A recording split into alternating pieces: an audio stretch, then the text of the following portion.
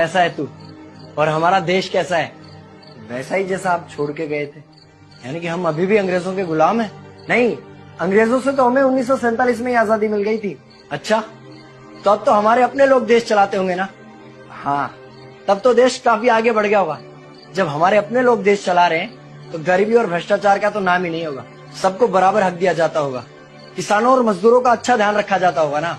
नहीं, ऐसा तो कुछ नहीं है। तो कैसा है बताना मुझे। कैसे हमारे अपने नेता, हमारे आजाद भारत के नेता, 100 साल हो गए मुझे गए हुए, बताना।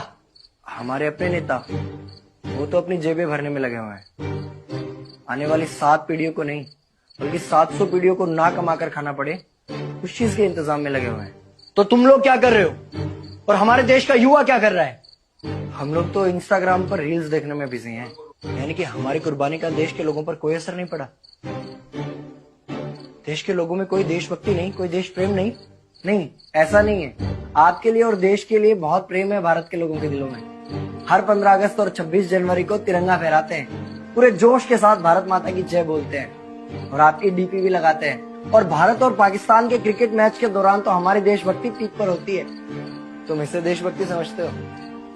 तो फिर क्या है देशभक्ति? अगर तुम्हारी देशभक्ति समाज को सुधारने में, गरीबों को अच्छी शिक्षा या बराबर का हक नहीं दिलाती तो कोई काम की नहीं है तुम्हारी देशभक्ति।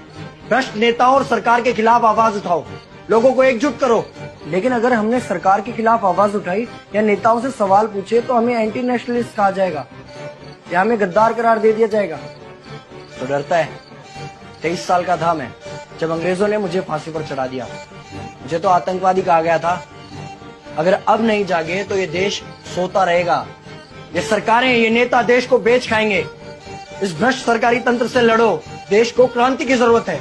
क्रांति यानी कि हमें हथियार उठाने होंगे, बंदूकें उठानी होंगी जैसे आपने उठाई थी। नहीं, हमारी क्रांति विचारों की थी। जब अंग्रेजी हुकूमत ने हमारी आवाज नहीं सुनी तो हमने और जोर से आवाज लगाई और अपने विचार रखे।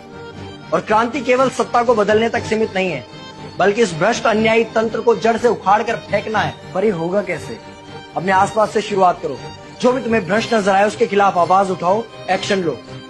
तुम्हारे टैक्स का पैसा नेताओं की जेब में जा रहा है, हिसाब मांगो।